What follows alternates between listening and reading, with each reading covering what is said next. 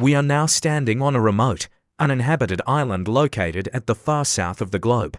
Antarctica is not far away, so the climate here is cold, with little vegetation, and winds blowing from all directions. You will find penguins, sea lions, and seabirds, but no trace of humans. What may surprise you, however, is the presence of a completely unexpected creature, sheep. In fact, thousands of them, about 4,000 in total. But these are not like the sheep we know. They are 3 to 4 times larger, due to the thick wool covering their entire bodies. The wool alone makes up at least half their weight, if not more. This makes movement difficult and forces them to eat and drink by relying on touch. Their lives seem unbearably hard, as if they are doomed to perish. And yet, what these sheep are about to do is astonishing.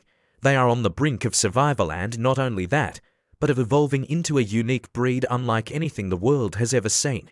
The story begins on Campbell Island, discovered by an Australian captain in 1810 during a sealing expedition. Since the ship was owned by the Campbell family of Sydney, the island was named after them without much thought. At first, the island was used for hunting sea lions, then became a base for whalers. In 1896, it was included in New Zealand's pastoral lease system, which allowed anyone to rent government land for grazing, building, and farming. The first to exploit the island was Mr. Gordon from Gisborne, who sent for 100 sheep along with timber for building shelters. But by 1900, he was unable to continue financially. The island was then purchased by a captain named Tucker, who decided to expand sheep farming. Tucker brought 3 shipments of sheep, each with about 1,000 head, mostly merino, known for their fine wool. The island turned out to be an ideal place for grazing, with unique giant grasses whose large leaves absorbed the scarce sunlight. Indeed, the flock thrived, reaching 8,000 by 1913.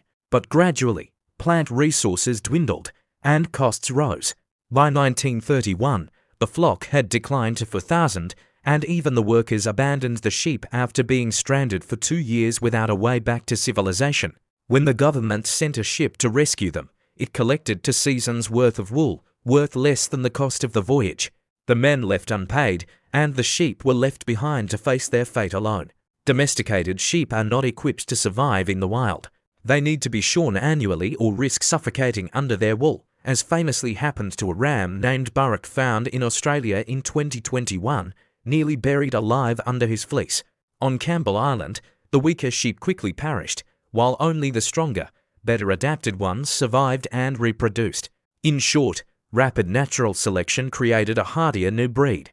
The island's fierce, constant winds slowed plant growth but also eliminated flies, meaning no pests bothered the sheep. There were virtually no predators, except the skua bird, known to attack weak animals, though no confirmed attacks were ever recorded. By 1913 the flock had reached its peak, then declined sharply by 1931. But what happened next shocked everyone. The sheep population began to rise again without any human help. The surviving sheep evidently carried the right genes for adaptation. As vegetation recovered, food became plentiful. For 40 years, the sheep lived wild and gradually evolved, becoming distinct in both form and behavior from their ancestors. When humans returned to the island in 1975, they were astonished by this new breed. The sheep had longer legs, lifted heads, distorted jaws adapted to tough plants, and unusual behaviors such as standing during birth and lambs walking within minutes. Even their wool had changed, less dense, more weather-resistant. They also had to bundle grass into heaps to eat it, since they no longer recognized feeding troughs. Despite this extraordinary natural achievement, the sheep could not last forever. In 1950, the government declared the island a nature reserve and ordered the sheep's removal. A fence built in 1970 divided the island. 1,200 sheep in the north were culled, and 2,500 in the south were later destroyed. By the late 1980s, the last Campbell Island sheep were killed to protect the ecosystem.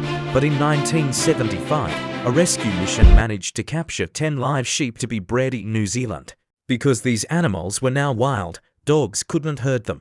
10 scientists had to use whistles, and after much effort, they gathered 58 sheep and selected the best 10. When tied near a fence, however, the skuas attacked again, forcing the men to carry each sheep by hand for over a mile through brutal winds to the ship. Exhausted, they finally succeeded. For decades, These sheep were preserved as a pure flock, yet tragedy struck in 2017 when 5 of them, including pregnant Aways, were stolen and slaughtered. The population dropped to just 30, with irreplaceable genes lost forever. It is believed that the crime was committed for their meat, despite its unpleasant taste and health risks. Today, the remaining Campbell Island sheep are still raised in captivity and carry unique genes. If left in the wild, these sheep might have evolved over time into a completely independent species.